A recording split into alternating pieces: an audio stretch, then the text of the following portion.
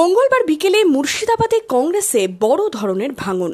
মুর্শিদাবাদ জেলা পরিষদের প্রাক্তন সভাধিপতি ও গত বিধানসভায় নওদা কেন্দ্রে কংগ্রেস প্রার্থী মোশাররফ হোসেন, কংগ্রেস পরিচালিত বেলডাঙ্গা ১ নম্বর পঞ্চায়েত সমিতির সভাপতি আজাদ আলী, নওদা থেকে কংগ্রেসের প্রতীকে জেতা জেলা পরিষদ সদস্য রেজিয়া সুলতানা সহ বহু কংগ্রেস কর্মী তৃণমূলে যোগ দিলেন।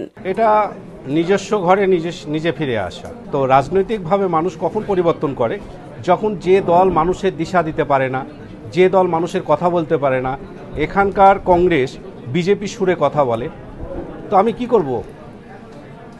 তাই মানুষের প্রত্যাশা, মানুষের আশা পূরণ করার জন্য মমতা ব্যানার্জির প্রতি আনুগত্য, ভরসা, অভিষেক ব্যানার্জির প্রতি আস্থা রেখে আমি তৃণমূল কংগ্রেসে আবার ফিরে আসলাম। আমাদের দীর্ঘদিনের পুরনো সহকর্মী মোশাররফ হোসেন, জেলা পরিষদের প্রাক্তন সভাধিপতি, তিনি নওদা ব্লকের কংগ্রেসের দায়িত্বে, সেখানকার জেলা পরিষদের মেম্বার আমাদের রিজিয়া খাতুন থেকে শুরু করে কয়েক হাজার তার সহকর্মীদের সাথে নিয়ে এসছেন।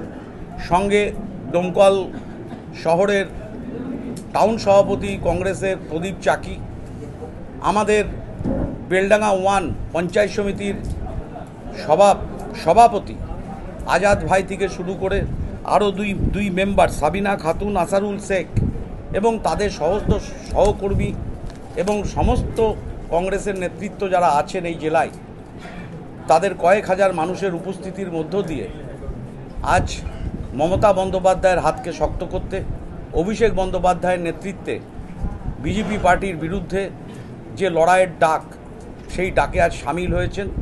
মঙ্গলবার বিকেলে মঞ্চ বেঁধে যোগদান কর্মসূচিতে উপস্থিত ছিলেন জেলা তৃণমূল কংগ্রেস সভাপতি অপূর্ব সরকার, ভরতপুরের বিধায়ক হুমায়ুন কবির, হরিহরপাড়ার বিধায়ক নিয়ামত শেখ, নওদার বিধায়ক সাহিনা মমতাজ সহ অন্যান্যরা।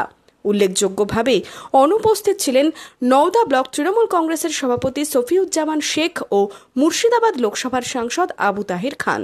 এই দুই নেতার অনুপস্থিতি নিয়ে তারা বাইরে আছেন বলে সাফাই দিয়েছেন জেলা তৃণমূল কংগ্রেস সভাপতি অপূর্ব সরকার। তারা নিজের কাজে কলকাতায় আছে, নিশ্চিতভাবে একসাথে সবাই কাজ করবে। সেখানকার ব্লক সভাপতি, সেখানকার সাংসদ ইউসুফ পাঠান আমাদের সাংসদ, সেখানকার আমাদের আরেক সাংসদ আবু তাহের খান, তার বাড়ি, নিশ্চিতভাবে সবাই একসাথে কাজ করবে। তৃণমূল কংগ্রেস দল শৃঙ্খলাবদ্ধ এবং তৃণমূল কংগ্রেস দলের নেতা এবং নেত্রীর কথা মান্যতা দিয়েই সব হবে, তার বাইরে কিছু হবে না। কংগ্রেসের পক্ষ থেকে জানানো হয় মোশাররফ হোসেনকে তারা আগেই বহিষ্কার করেছেন। মির্জাফরেরা বিভিন্ন সময়ে তারা কিন্তু এইভাবেই তাদের কিছু করে, ফলে ওর যোগদান নিয়ে আমাদের কংগ্রেসে কিছু যায়ও আসে না, কিচ্ছু যায় আসে না। ফলে মোশাররফ হোসেন গেছে, বরঞ্চ আমি বলবো যে মোশাররফ হোসেনকে নিয়ে তৃণমূল নেতৃত্বই এখন বিব্রত অবস্থায় থাকবে। শুধু আমরা অপেক্ষা করছি যে তৃণমূল কংগ্রেসে কখন নারকেলের ছোবড়ায় পরিণত হবে, আর তখন চারদিকের প্যান্ডেলে ওই ছোবড়া দিয়ে ধুনুচি নাচা হবে।